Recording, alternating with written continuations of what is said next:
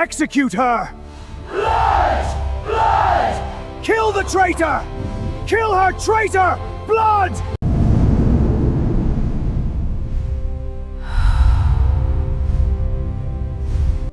Tell me who the father is.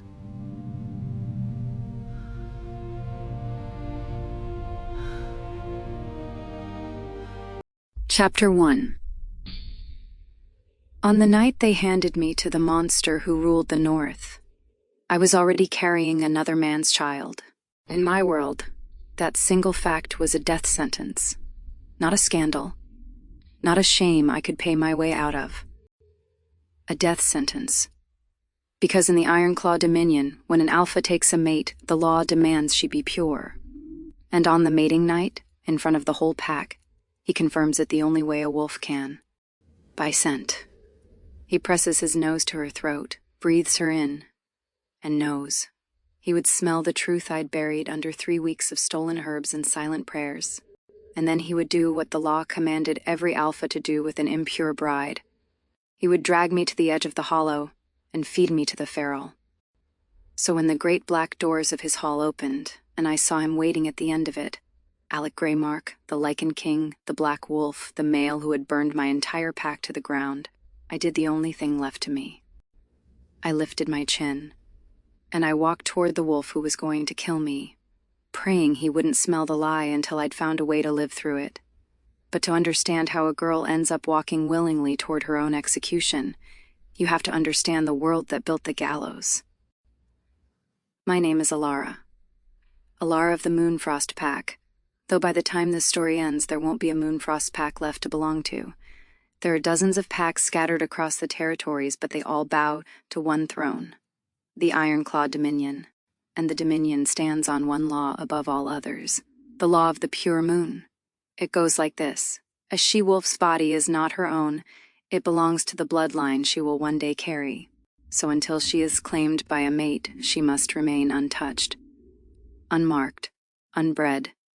And if a female reaches her mating ceremony tainted, if an alpha scents another male on her, or worse, a pup already growing, she is not exiled, she is not imprisoned, she is given to the Hollow.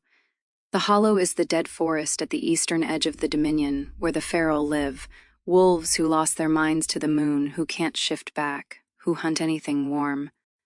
When the Dominion wants someone gone without the mess of an execution, they walk her to the tree line at moonrise and leave her there. Nobody walks back out. I grew up hearing about it the way human children hear about monsters under the bed. Be good, be pure, or the Hollow takes you. I never thought it would have anything to do with me. And then, in a single brutal season, 2 things happened. I fell in love, and the Black Wolf decided my valley belonged to him. I'll get to him. I'll get to the man the whole continent fears, and I'll tell you the truth about him. A truth that took me from wanting him dead to something I'm still ashamed I can't take back. But first I have to tell you about the boy I buried. Because everything I did, every lie I swallowed, every risk I took with my own life and the life inside me, I did it for him. I did it for Drake. Chapter 2. His name was Drake, and I'm only going to tell you about him once, because it still costs me something. Drake was a border warrior, fast, golden-eyed, with a laugh that made the whole pack lighter just for hearing it. We grew up 3 dens apart. We were going to be mates, everyone knew it. My father had already given his blessing. We were waiting for the next full moon to make it official, to be marked, bonded, ours.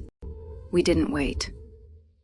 One night, under a sky thick with stars, we decided the moon could keep its ceremony. We chose each other without the law, without the elders, without the goddess. I have never once regretted that choice. I have only ever regretted what came after. 19 days later, the Black Wolf came over the ridge. Alec Greymark had decided the Moonfrost Valley sat on something he wanted, old silver veins deep in our mountains. He didn't send terms. He sent his war pack. I won't describe that night in full. I'll only tell you that by morning the snow wasn't white anymore. My father was dead, the dens were burning, and Drake put himself between the warriors and the fleeing pups, and he did not come home. I searched the field for 3 days. I never found enough of him to bury. So when I tell you I walked toward the Lichen King carrying another man's child, understand that the man was already gone, killed by the very wolf they were giving me to. I wasn't hiding an affair. I was hiding the last living piece of the boy his army murdered, and I would have died before I let Alec Greymark put his hands on it. Here's how a defeated pack survives in the Dominion. It pays silver, land, and sometimes a bride. When a great alpha breaks a smaller pack, he can demand a tribute mate, a female of the fallen line, taken into his own to bind the conquered blood to the conquerors. An old tradition, a humiliation dressed up as an honor. I was the highest-born female left alive in Moonfrost. My mother gone years before, my father dead in the snow, my bloodline ending in me.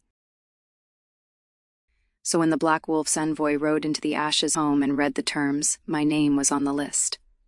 I was to be delivered to Blackthorn Keep within the month, to be made the mate of Alec Greymark, the Luna of the wolf who killed everyone I loved. I thought about running. Every hour I thought about it. But a pregnant rogue in the winter wilds doesn't last a week, and the Hollow patrols the borders. There was nowhere to run to. And then the worst truth settled in my stomach like a stone. The mating ceremony. The scenting. He would know. Of every male on the entire continent, I was being sent to marry the one kind who could discover my secret with a single breath.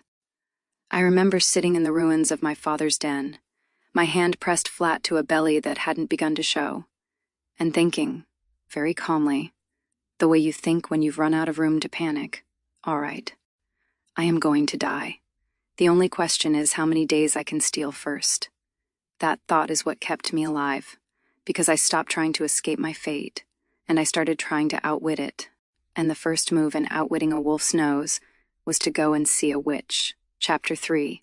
There was an old female in the next valley, a loner, a healer the elders pretended to disapprove of and visited in secret anyway.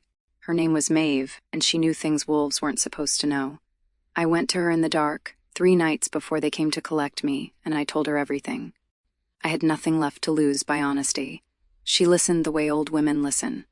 Without flinching, without pity, like she'd heard worse and would hear worse again. Then she went to her shelves. Wolfsbane, she said. In the right dose dulls the nose, not yours, everyone around you. Burn it, wear it, drink a thread of it, and a wolf gets a head full of smoke when he tries to read you. And the wrong dose? I asked. Stops your heart, or the pups. She didn't soften it.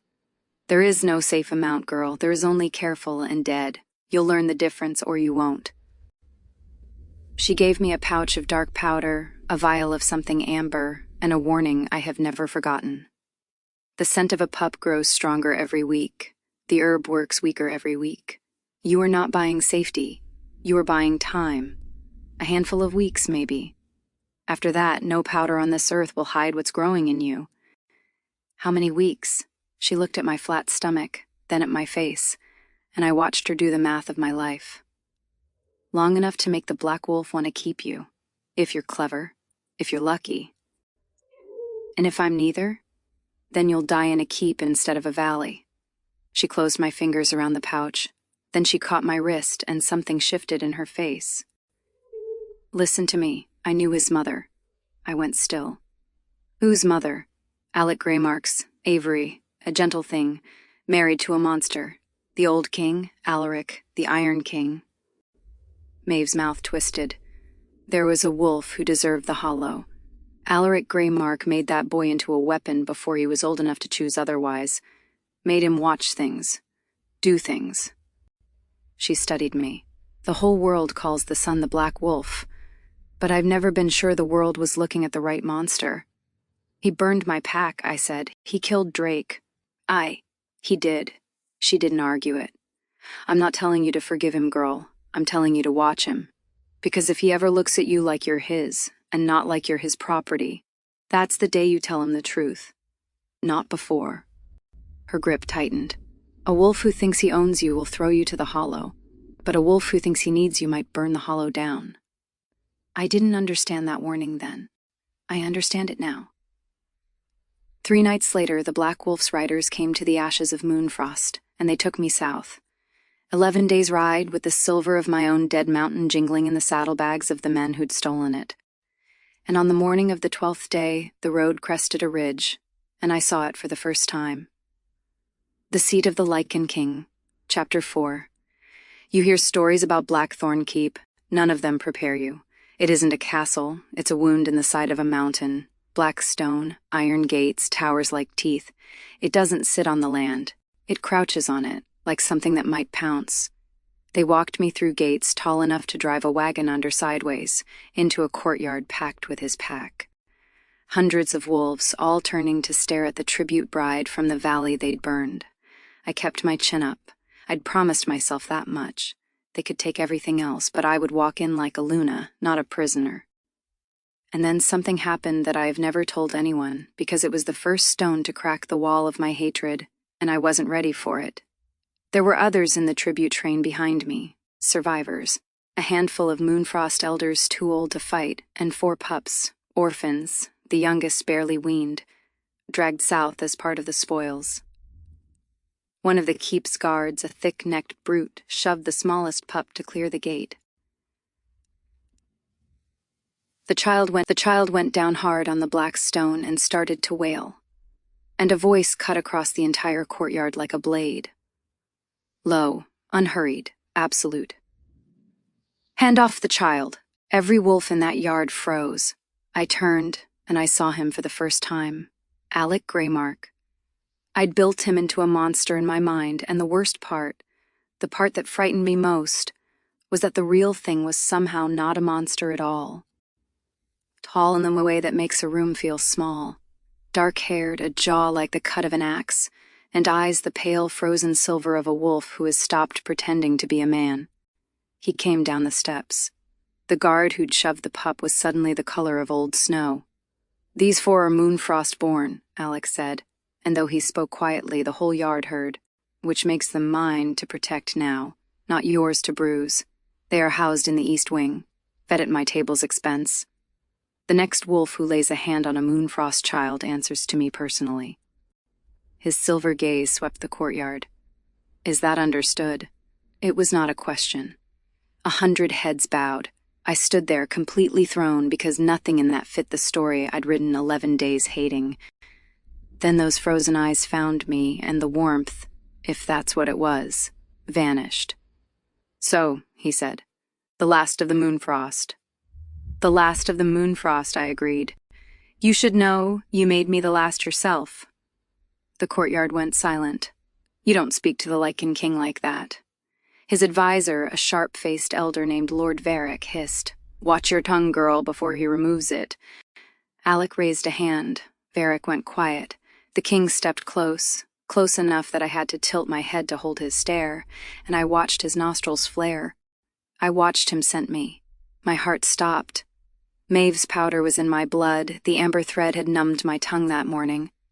I stood there, a dead girl, waiting to learn if old magic could fool a king. His brow flickered. Something passed over his face, confusion almost. A wolf reaching for a scent and finding fog where the truth should be. For one heartbeat I thought he had me. Then he straightened. "You smell of ash and cold, like your dead valley." He turned away. "Prepare her. We made it the full moon." I breathed for the first time in a month. The herb had held. But as they led me inside, I caught Seraphine watching me. Varric's niece, a she-wolf the color of moonlight and twice as cold. The female who had expected to be the next Luna until a ragged girl from the north walked in and took her place. She drifted close in the corridor, leaned in, and breathed me in. Slow, curious. "You smell strange, little tribute," she murmured, smiling sweetly. "Like smoke and secrets." Her smile widened. "I do love secrets." And I understood with a cold drop in my stomach that the king was not the only nose in this keep I had to fool. He only had to be deceived once on one night. Seraphine had 11 days to take me apart. Chapter 5. They gave me rooms higher than I'd ever slept in my life. Furs, fire, food I couldn't bring myself to eat. A cell is a cell, even when it's beautiful. The full moon was 11 days out. 11 days to keep a secret that grew louder inside me with every sunrise. So I did what I'd done since the snow turned red. I learned the rhythm of the place, because learning it was survival. And what I learned about Alec Greymark refused to fit the monster I needed him to be. There was a servant girl, Bria, who tended my fire, younger than me, jumpy as a hare. The first few days she wouldn't speak. But kindness is a currency even prisoners can spend. And slowly she started to talk. I expected stories of cruelty. I was fishing for them. I wanted reasons to keep hating him, because the hate was the only solid ground I had left to stand on. Bria gave me none. The king? She seemed honestly confused by my questions. He's never raised a hand to a single one of us, my lady, not once. The old king... She shuddered. The old king used to take a servant down to the cells when he was in a temper. Folk who went down didn't always come back up. But Alec? The week he took the throne, he had those cells emptied and sealed. He sleeps less than anyone in this keep, walks the walls half the night. They say he can't stand to be still. She lowered her voice. They say his father did things to him no pup should see. They say that's why he's so cold. But cold isn't cruel, my lady. I've worked for both. I know the difference. I told myself she was loyal. I told myself servants always defend the hand that feeds them. But then I found the survivors. I'd gone looking for the 4 Moonfrost pups. I couldn't stop thinking about the smallest one going down on the stone. A maid pointed me to the east wing, and what I found stopped me dead in the corridor. Not a cell, a nursery. Warm, clean, stocked with food I hadn't seen in my valley since before the famine years. The 4 orphans were there, and not just them. The Moonfrost elders, the old and the weak who'd been hauled south as spoils, all of them housed together, fed, safe. An old healer from my own pack was dozing by the fire with the full belly for the first time in a season. I asked the keeper of the wing who had ordered this, whether it was for show, a king parading his mercy. The woman gave me a strange look. For show, my lady, no one's meant to know. The king's own council fought him on it. Said the conquered shouldn't eat better than the conquerors. Lord Varric was loudest of all. But the king overruled the lot of them and paid for this wing out of the crown's own coffers. He's never once come to see it. She shrugged. A man doesn't hide a kindness he wants credit for. I went back to my rooms and I sat in the dark and I was furious. At him for being complicated. For making it hard. Because a monster I could hate cleanly. A monster I could survive. But a man who slaughtered my pack in war and then sheltered its orphans in secret, who emptied his father's torture cells, who couldn't sleep at night, that man I didn't have a shape for. And worse, far worse, that night, when he found me on the high wall watching the hollow smoke on the horizon and stood near me saying almost nothing, I felt it. A pull, a warmth in my chest, turning toward him against everything I wanted. The bond. The goddess-cursed mate bond, waking up and reaching for the male who killed Drake. I went back inside and drank a double thread of Maeve's amber vial, and I told myself the warmth was the wolfsbane, was fear, was anything but what I knew it was. It didn't work. And the next night, when he came to the wall again, I finally turned to him and asked the question that had been burning a hole in me. I asked him why he'd done it. Chapter 6. Why, I said. Why Moonfrost? Why the silver? Why my father and my pack in a valley that never raised a blade against you? Alec Greymark was quiet for a long moment, his eyes on the dark line of the hollow. You don't grovel, he said instead. Every female in this keep grovels. You insult me to my face and you demand answers from me like I owe them. Why? Because you've already taken everything I had. There's a freedom in that. You can't threaten a person who's lost it all. I held his gaze.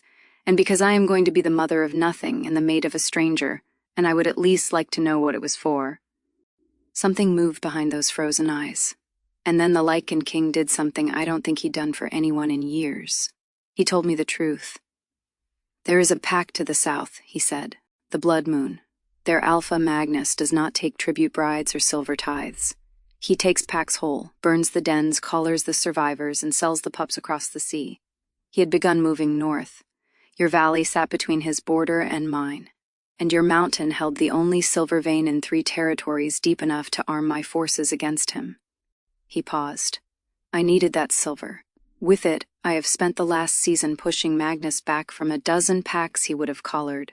Without it, the North would already wear his chains.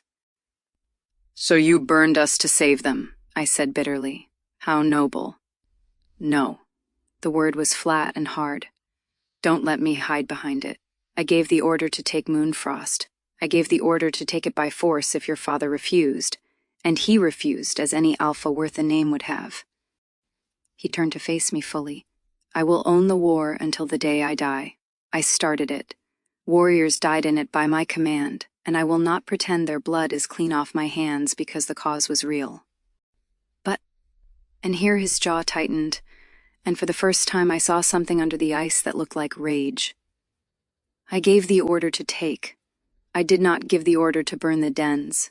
I did not order the killing of pups or elders or the unarmed. Submission was the command, the slaughter, the fires, the field your father died on. That was Varric. He rode ahead of me, and he turned a conquest into a massacre, and by the time I crossed the ridge it was already done." I stared at him. "Then why is Varric still your advisor? Why does he still sit at your right hand?" "Because he is my father's man and half my counsel are his, and a king who has not yet finished one war cannot afford a second one inside his own keep." His voice dropped. "But I have not forgotten what he did in your valley. And I am a patient wolf, Elara. Varric should pray I never stop being patient." I didn't know what to do with any of it. I'd come south with my hatred polished to a single bright point. He killed them all. And now the point had splintered into something I couldn't hold. He'd started the war. That was true, and he refused to let me forget it. But the men who'd burned my father's body, who'd cut down Drake, those were Varric's wolves. And the same king my hate had built into a devil was the one quietly feeding my pack's orphans in a wing of his keep he'd never once visited for credit. "Why are you telling me this?" I whispered. "You don't owe a tribute bride the truth." Alec looked at me for a long moment. The wind off the mountains moved his dark hair. "Because you asked," he said simply. "And because I am tired of every soul in this keep being afraid of me, and you are the first one who isn't."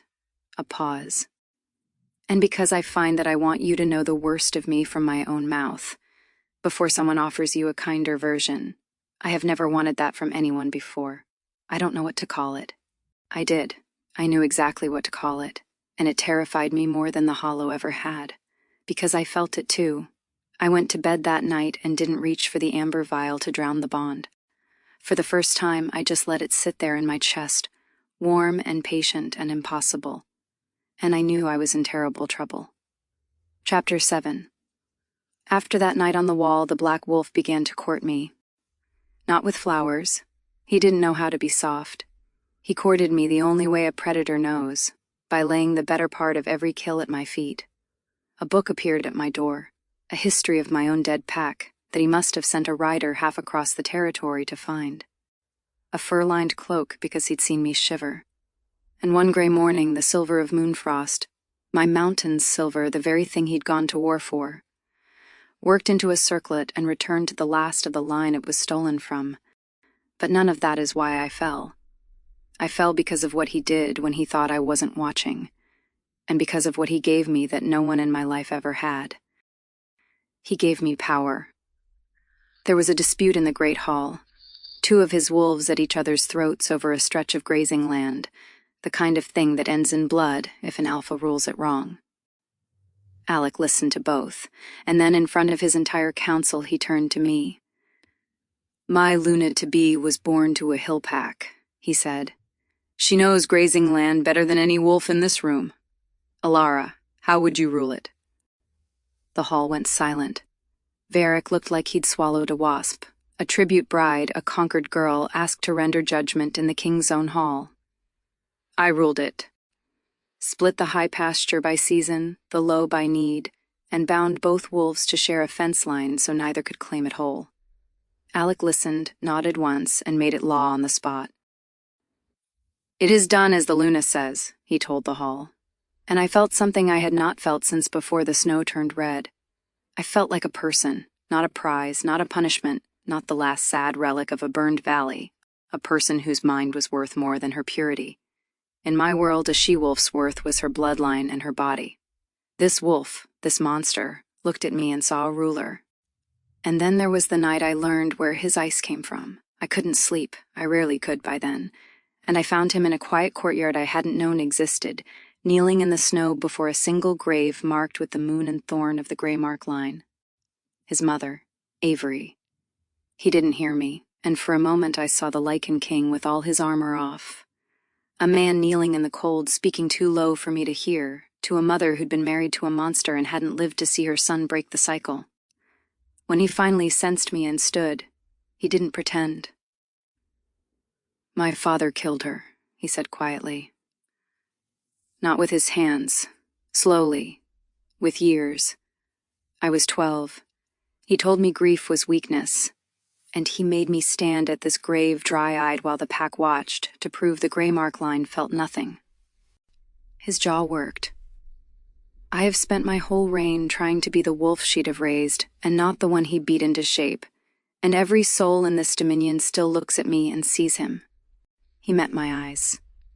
"You're the first who's ever looked at me and seen anything else." I crossed the snow and I took his hand, just that, his huge, scarred hand in my cold one. "I don't see him," I said, and I meant it. "I see a wolf who emptied his father's cells, who feeds my orphans in a wing he never visits, who told me the worst of himself before anyone could tell me a kinder lie." My voice shook. "I came here to hate you with everything I had left, Alec Greymark, and you have made it impossible, and I don't know whether to thank you or never forgive you." He looked down at our joined hands like they were something he didn't deserve.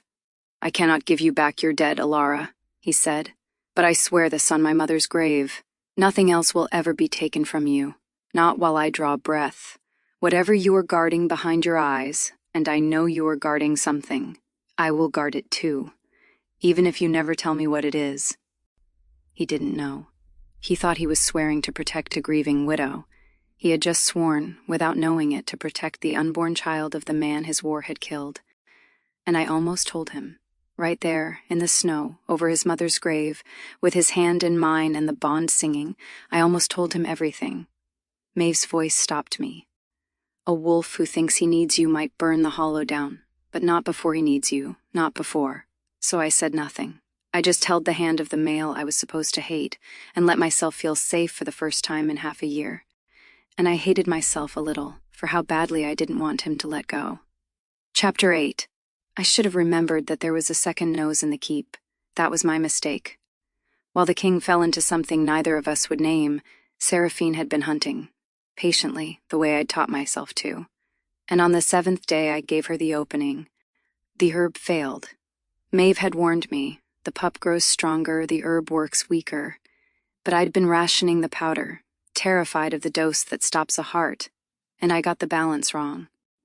I was at the evening meal, seated at the king's right hand as the law demanded, when the smell of roasting meat hit me and my whole body turned over. The sickness came up with no warning. I made it 3 steps from the table before I was violently, helplessly ill against the cold stone wall, in front of half the pack. The hall went silent, and every wolf in that room lifted their head and breathed in. This is the moment my whole life balanced on. A sick she-wolf is one thing, but the body doesn't lie, and there's a particular shift in scent that comes with a quickening pup, sweeter and warmer and layered. And the wolf's bane in my blood was already too thin to cover it. I saw Seraphine's nostrils flare. I saw her eyes go bright with the joy of a hunter who's finally found the wound. I saw Varric lean forward, scenting. And then Alec Greymark stood.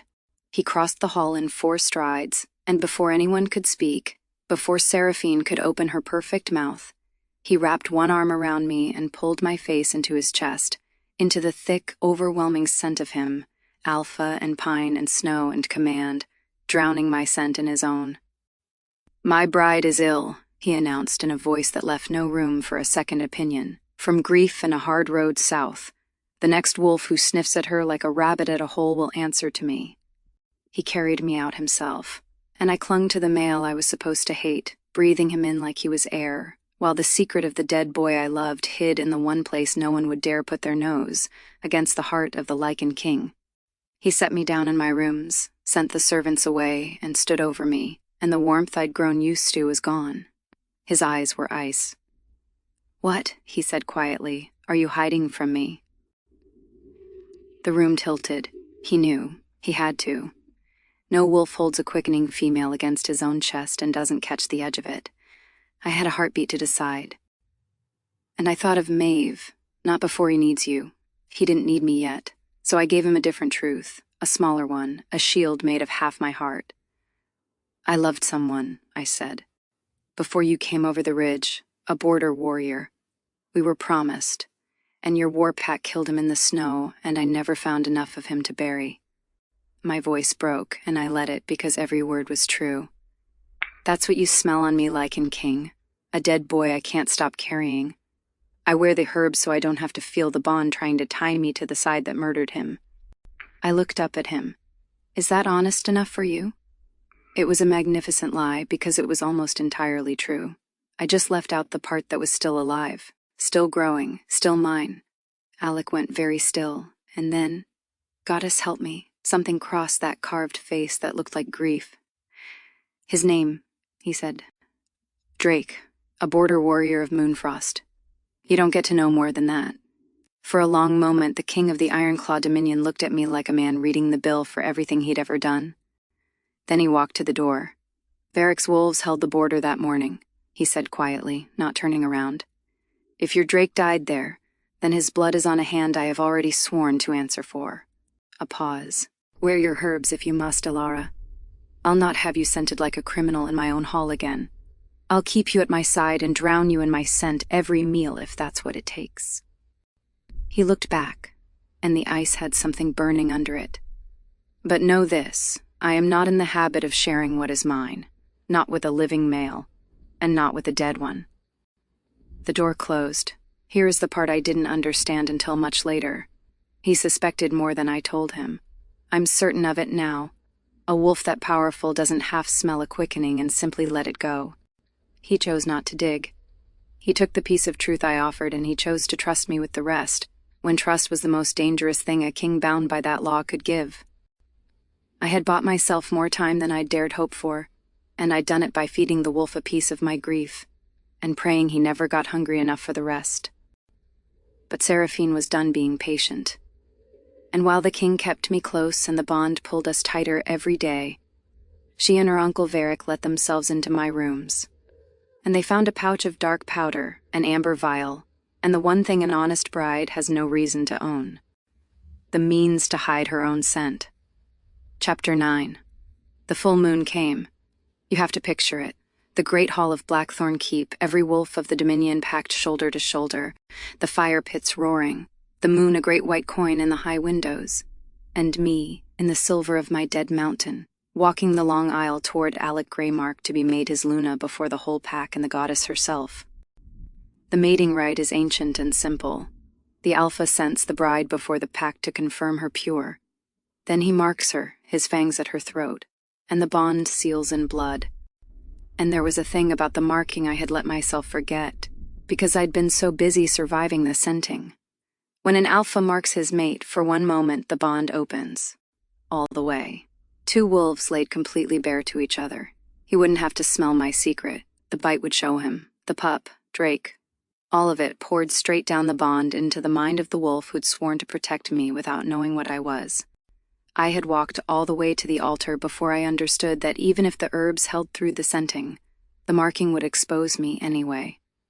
I was 3 steps from him, and Seraphine stepped out of the crowd with Maeve's pouch held high in her pale hand, and her sweet voice rang across the silent hall. My king, before you mark her, ask your pure bride why she's been drugging your nose since the day she arrived. The hall erupted. Varric was already moving, smooth as oil.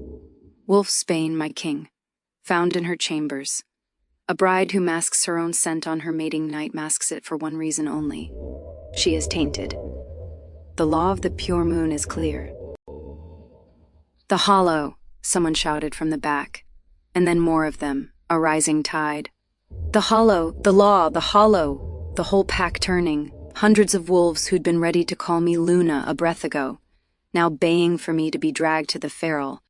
And in the middle of it, Alec turned to me. He didn't shout. He never shouted. He just looked at me, and the warmth I'd grown so dangerously used to drained out of those silver eyes, and he said one word, low, under the roar. Elara. I had imagined this moment 100 times since Maeve first put the powder in my hands. I'd imagined begging, running, lying one final desperate time. I did none of it. I was so tired of carrying it alone. So I lifted my chin, the way I'd promised myself in the ashes of my home, and I spoke loud enough for the whole hall to hear. "They're right," I said. I masked my scent, every day since I came here. The hall hushed, hungry. "Because I'm carrying a child. You could have heard a coal shift in the fire pits." "Not yours," I said to Alec, and my voice did not shake, and I will be proud of that until the day I die. His name was Drake, a border warrior of Moonfrost. We were promised, and your war killed him 3 days before you ever summoned me south. I put both hands over my belly in front of the entire Dominion. This is all that's left of him, the last of the pack you broke. And I would have let you throw me to the hollow 100 times before I let you put your hands on it. I looked the Lichen King dead in his frozen eyes. "So there's your truth, Alec Greymark. Now do what your law commands." Seraphine was smiling like she'd won a war. Varric raised his hand to call the guards, and the most dangerous wolf alive looked at the pregnant widow of the man his war had murdered, and went absolutely, terrifyingly still. For 3 full heartbeats, the king of the Ironclaw Dominion said nothing at all. And then, he turned away from me, and my heart died in my chest, because I thought, that's it. He's turning away because he can't bear to watch them take me. Chapter 10. He wasn't turning away from me. He was turning toward his pack. "The law of the pure moon," Alex said, and his quiet voice filled the hall without ever rising, "exists for one reason. To guarantee that the pup Saluna bears belong to her alpha's bloodline, to protect the pride of males." His eyes swept the room. It has never once protected a single female standing in it. "My king," Varric started. "I am not finished, Varric." The advisor's teeth clicked shut. Alec walked back to me, slowly, and in front of the entire Dominion, in front of Seraphine, the elders, the moon, the Lichen King went down on one knee. The Black Wolf, the conqueror, kneeling. A sound moved through the hall like wind through a forest. "I burn the Moonfrost Valley for silver," he said, speaking to me now, only to me, though the whole world was listening. "Men under my command killed a border warrior whose name I never knew, and a father, and turned a conquest into a slaughter I will answer for until I die. Every wound in your life leads back to my hand or to the hands of men I failed to leash." He reached up, slowly, and laid his palm flat over mine, over the child. "You owe me nothing, Elara. And you owe this law nothing. It is my father's law, a monster's law, and I have spent my whole reign too afraid of my own counsel to be rid of it." He stood, and when he turned back to the pack, the man was gone, and the alpha was all the way out, and his voice came down like a mountain falling. "Hear me, and carry it to every pack under my throne. This female is my mate. Chosen, not taken, not tributed. Chosen. And the pup she carries is my heir. Acknowledged. Claimed. Blood of the Greymark line by my word, which in this dominion is the only law that has ever truly mattered." His silver eyes raked the hall, and not one wolf could hold them. "An innocent will not pay for my war. The cruelty of my father ends with me. The law of the pure moon is dead.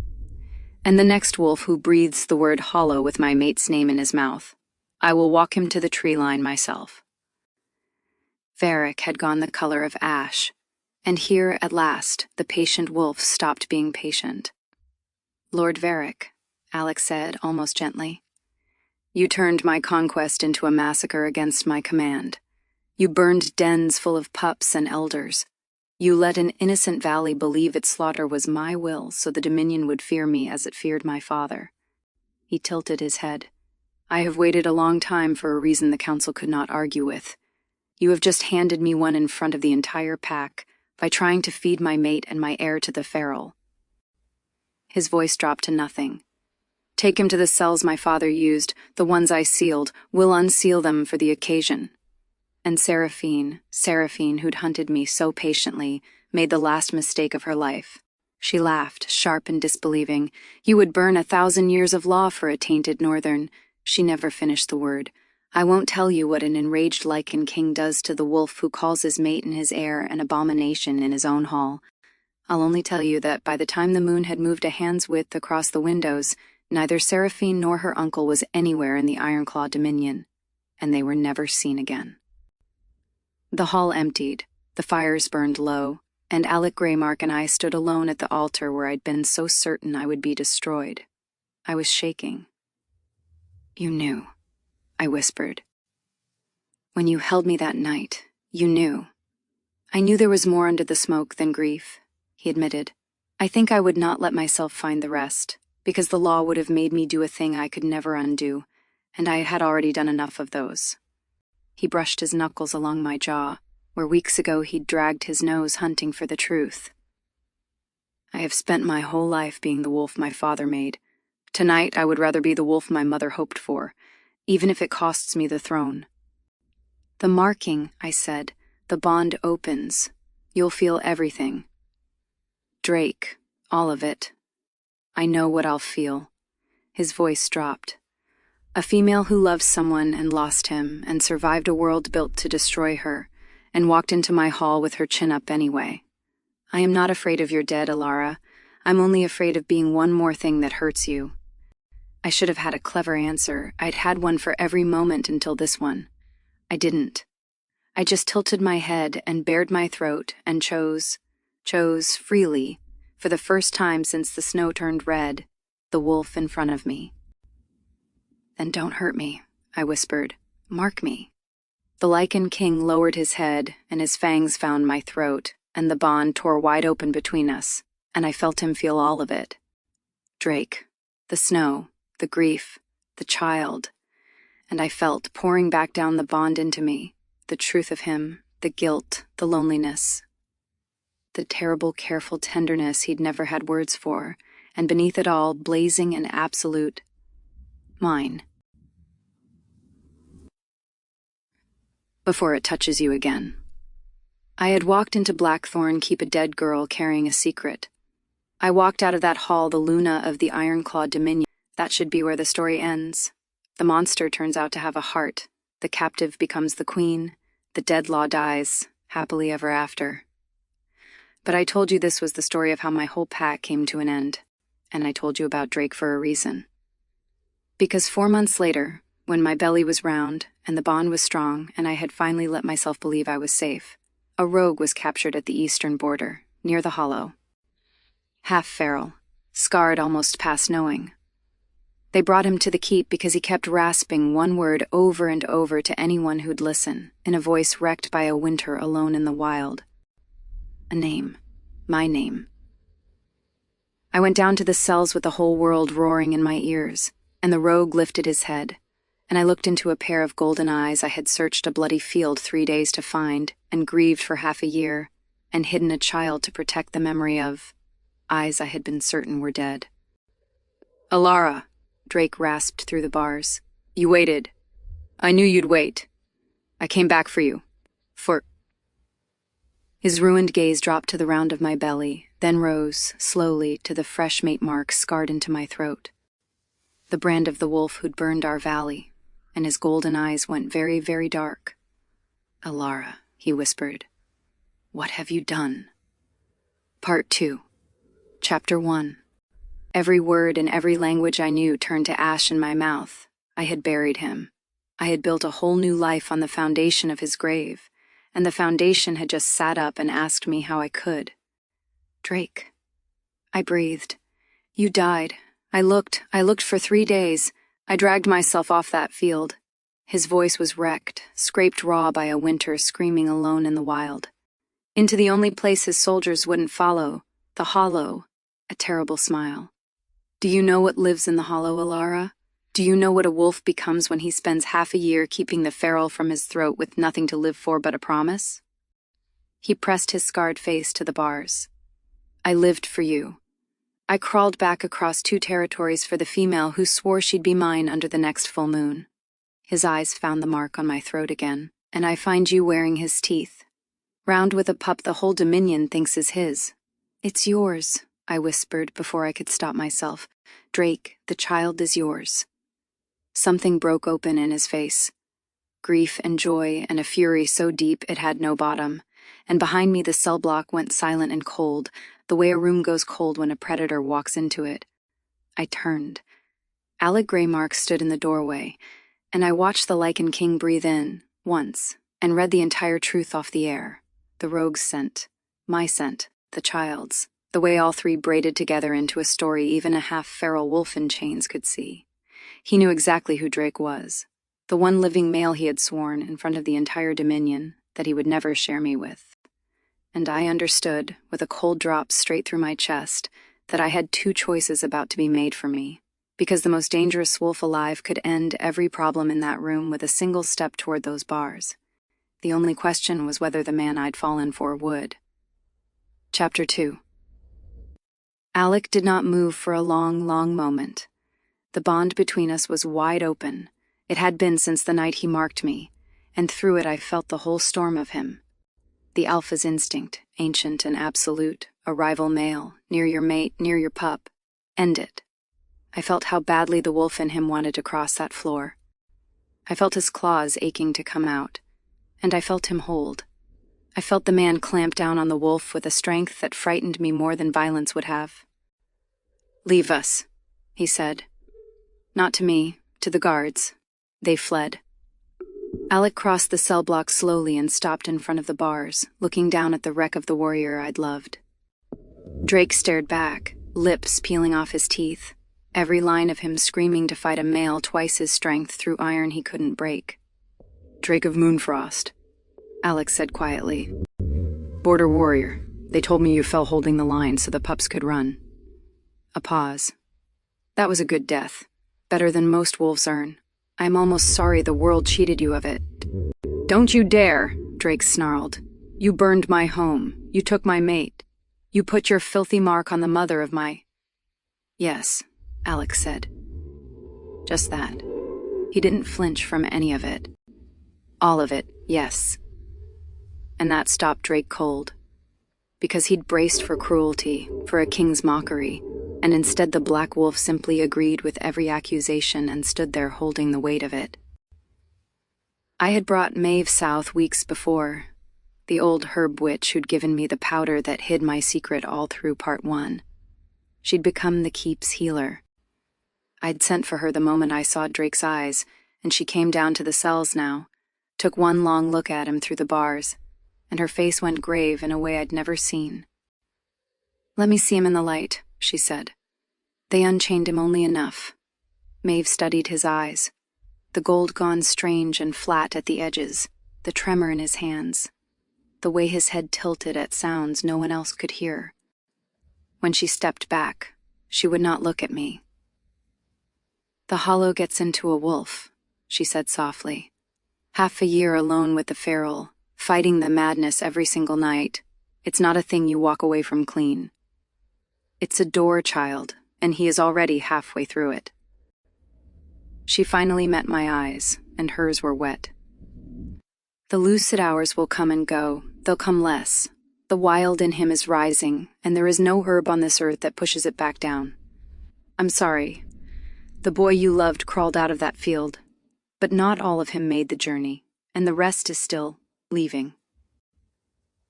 Hearing it made a sound that wasn't quite a word, half a sob, half a snarl, and pressed his scarred forehead to the cold iron, and for one moment the gold in his eyes was him again, all the way him, the boy who'd made the whole pack lighter just by laughing. "Elara," he whispered. "I can feel it taking me. Don't let me become the thing in the trees, please. Don't let me be that." And I stood between the two males who held the whole of my heart in different hands, the mate I'd chosen and the love I'd buried, and I had no idea how to save either of them. Chapter 3. Here is the thing about the Lichen King that I will never stop being undone by. He could have solved it all that night. A rival male, half-mad, sworn to take back his mate and his blood child. By every law of every pack, Alec had the right to put him down where he knelt. The council would have applauded. The political knot, the threat to the air, the danger to me, one step, one strike, and gone. Instead, the next morning, Alec gave an order that ran through Blackthorn Keep like cold water. Move the Moonfrost wolf out of the cells. Give him the south guest tower. Bar it, guard it, but warm it. Feed him from my own table. And bring the healer to him twice a day."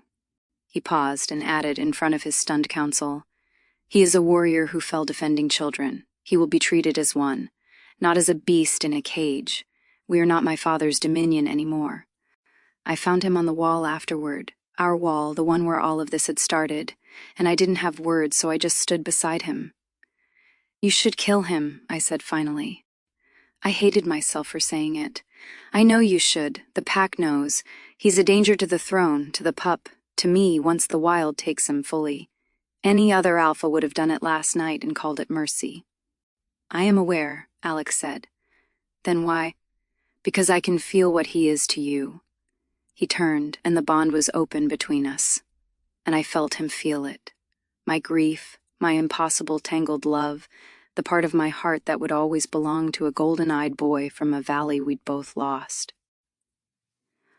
"I can feel that if I take him from you, I take a piece of you I will never get back. And I would rather lose my throne than win it by carving out the part of my mate that loved before she ever knew my name." His jaw tightened. "And because, once, I was a boy that a crueler wolf could have put down as an inconvenience, my father nearly did.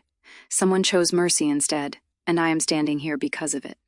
His silver eyes held mine. "I will not be the wolf who decides a broken warrior is worth less than my comfort. Not even this one. Especially not this one."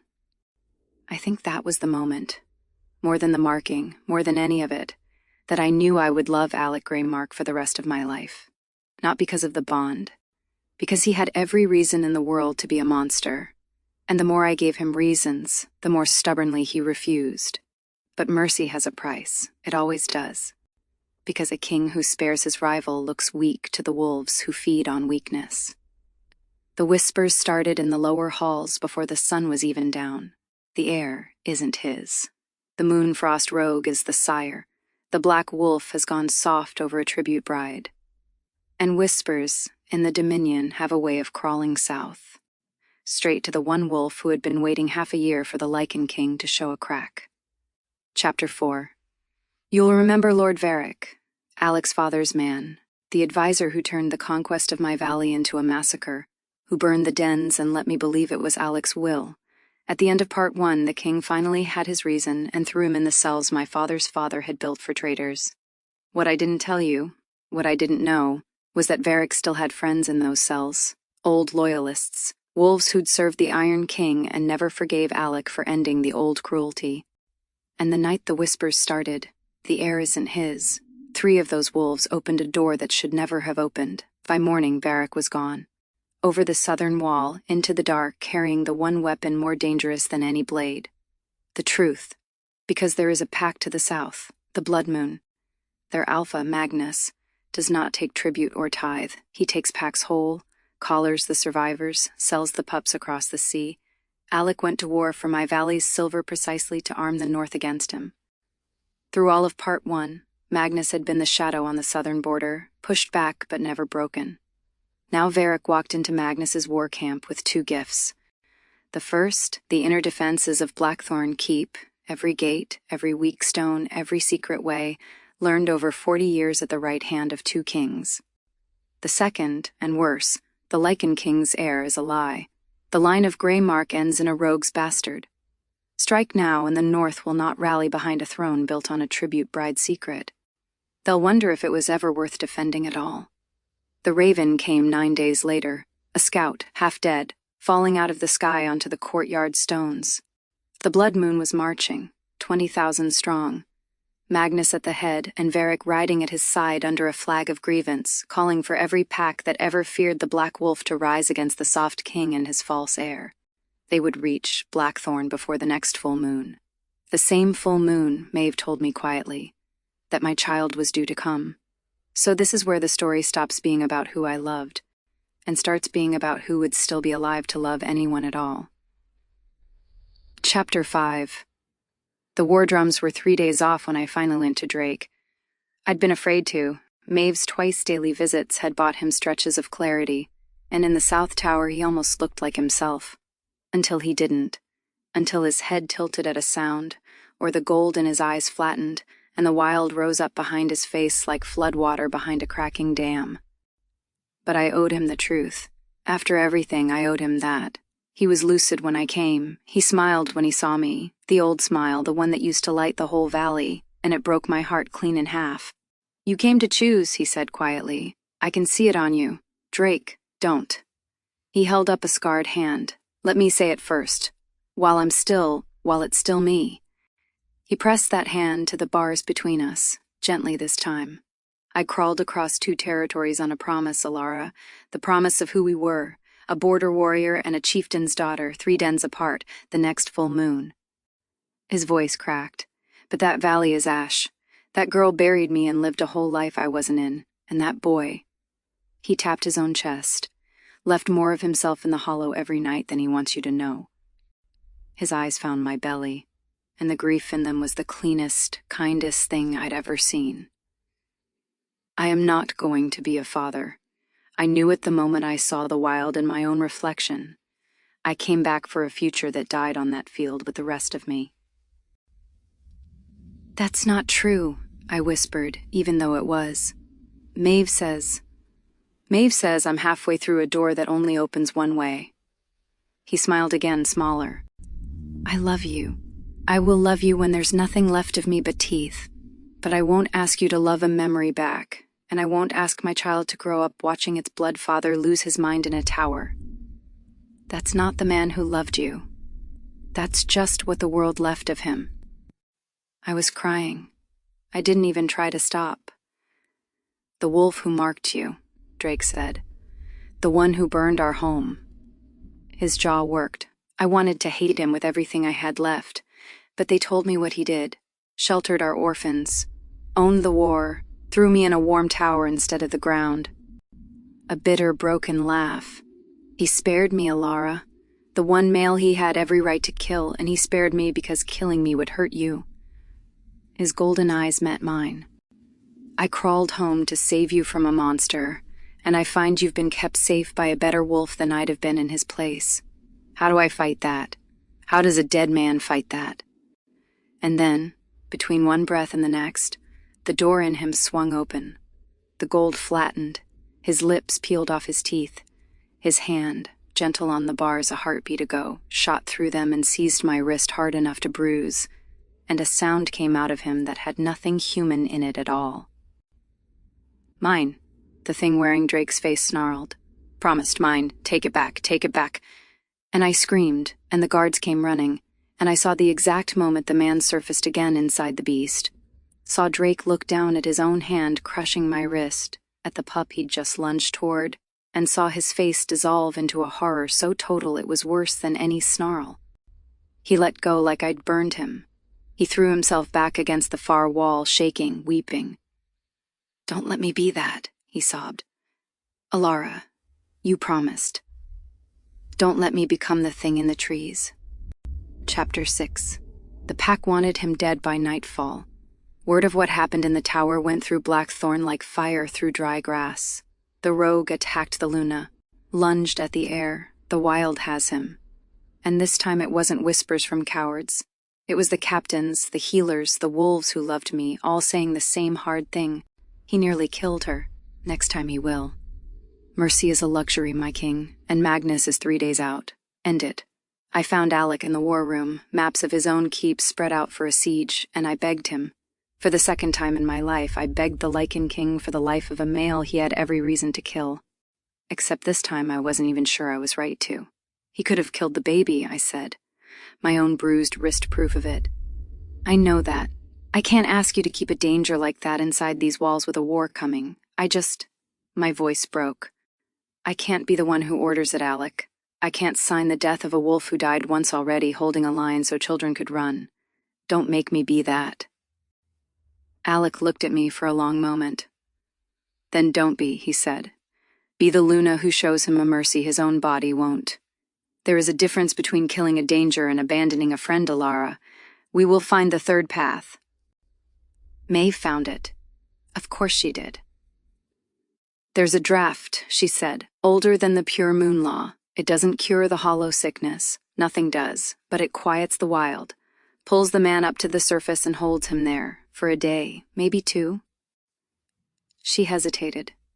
It's brutal on the body. It will burn through him like fire through paper. Give it to a wolf already half gone, and you might buy him a single clear day before it kills him. Then we don't give it, I said immediately. We don't trade his life for a day. No, Maeve agreed. We don't. We keep it.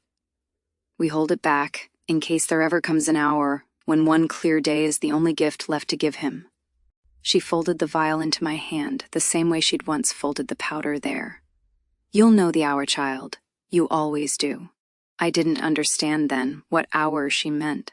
I would, because that night the southern sky went orange with 20,000 torches, and the war drums of the blood moon rolled up the valley like thunder that didn't stop, and Magnus's voice carried on wolves' throats across the dark to the walls of Blackthorn Keep. Send out the soft king and his false heir, and the rest of you may live. Refuse, and we burn the north down to the silver. Varric's voice, beside his, added the rest.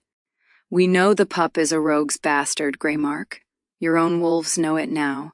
Ask them how many will die for a throne built on your Luna's lie. Chapter 7. I have lived through one night where the snow turned red. I swore I would never live through another. The goddess, it turns out, has a cruel sense of humor. Alec did not send me out. Of course he didn't. He stood on the great gate of Blackthorn with the wind in his dark hair and looked down at 20,000 wolves and the traitor who'd burned my valley. And he answered Magnus the only way the Black Wolf knew how. My heir is my heir by my word, he called down. And his voice carried to every wolf on both sides of that wall.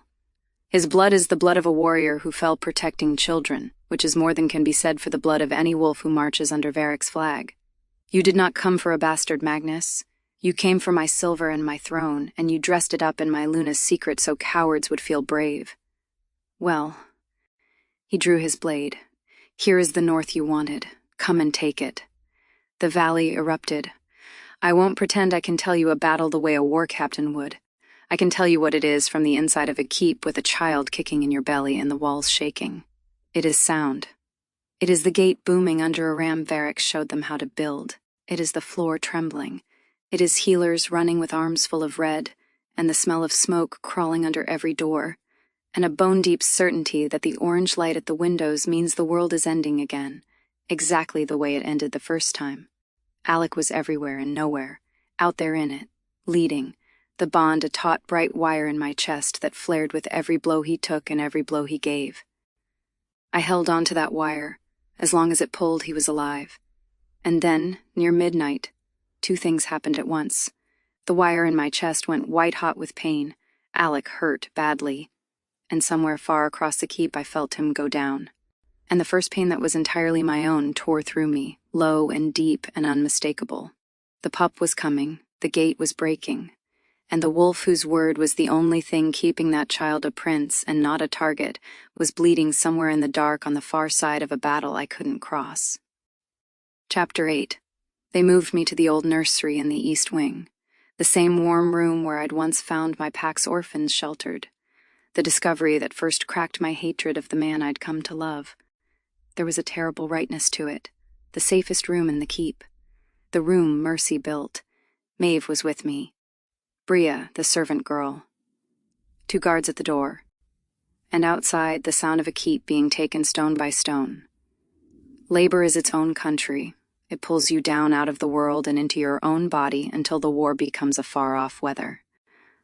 I don't know how long I was in it. I know Maeve's voice was a rope I held with both hands. I know I called Alec's name through the bond and felt him, alive, dragging himself somewhere, alive, and held to that too.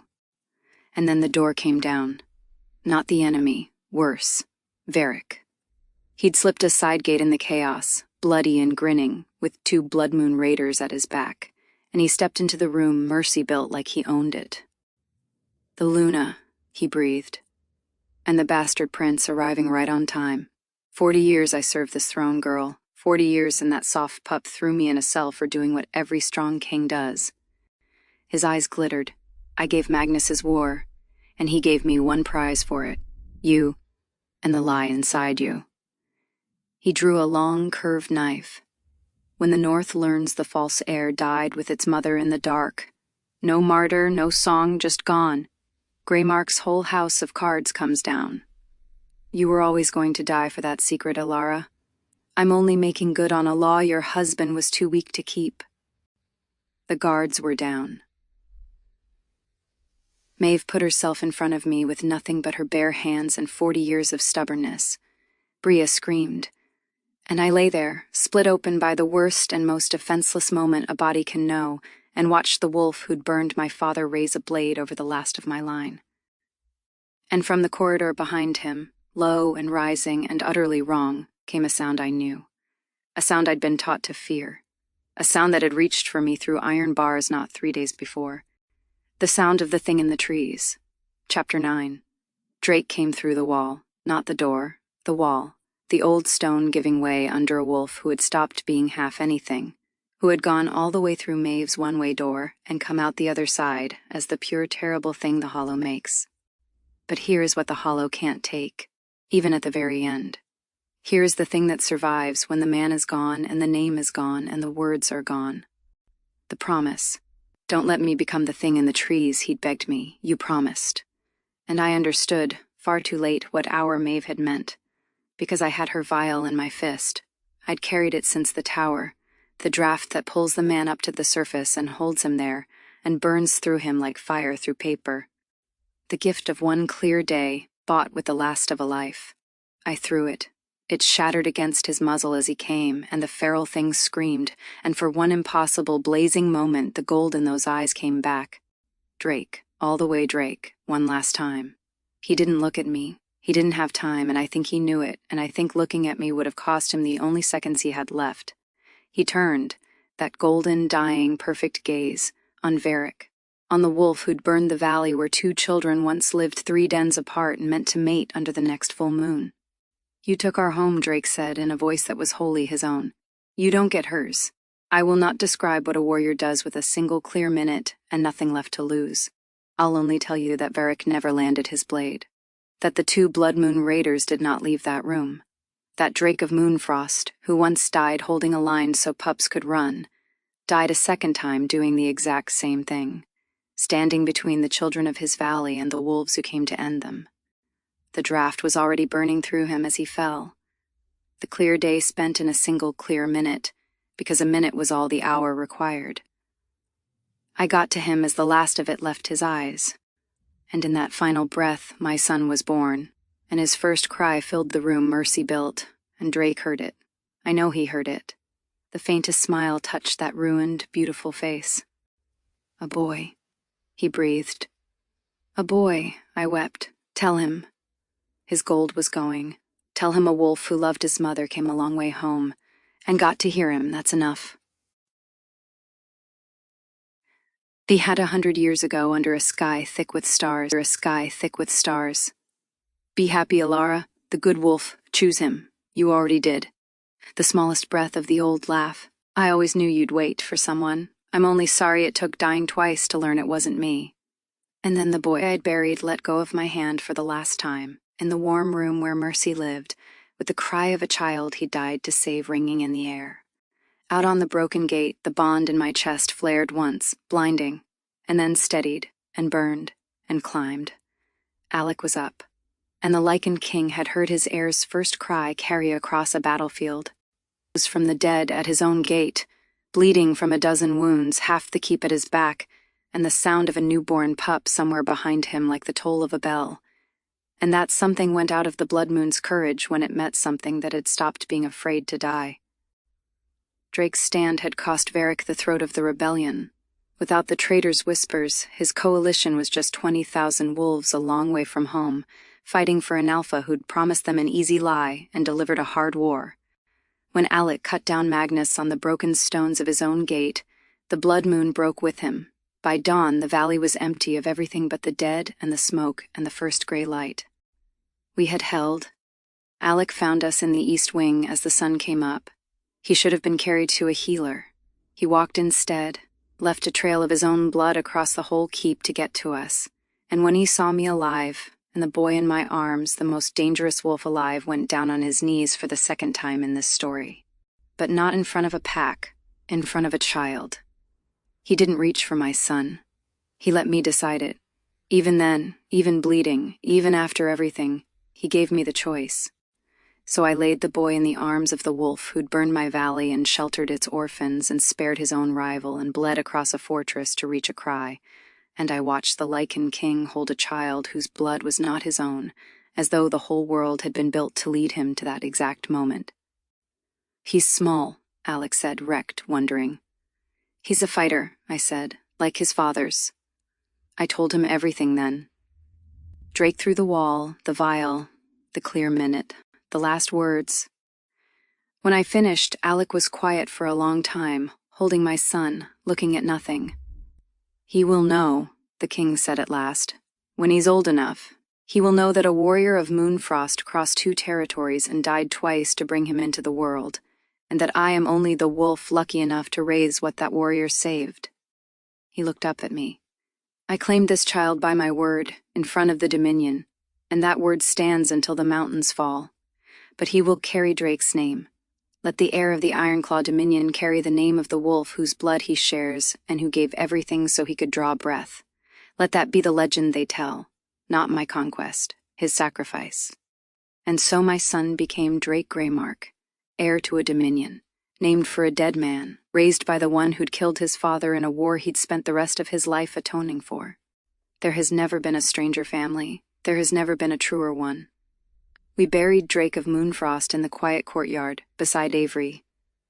Beside Alec's own mother, the gentle wolf who'd hoped her son would break the cycle his father built.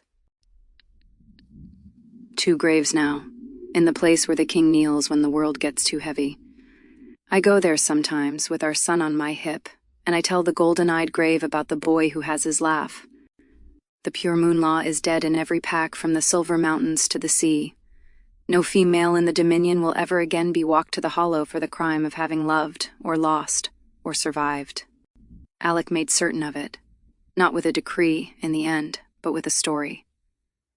The story of a tribute bride who lied to live, a rogue who died to save, and a black wolf who chose, over and over, every single day, to be the wolf his mother hoped for instead of the one his father made. I came to Blackthorn Keep a dead girl carrying a secret, certain I'd be torn apart before the moon rose.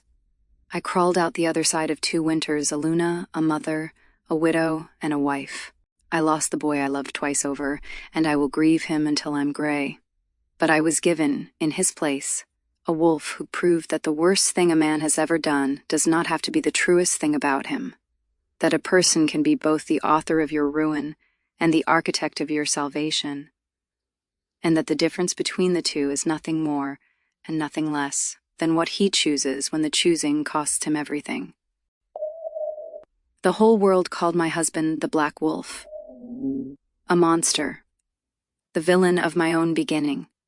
The whole world was looking at the wrong wolf. She came as a captive.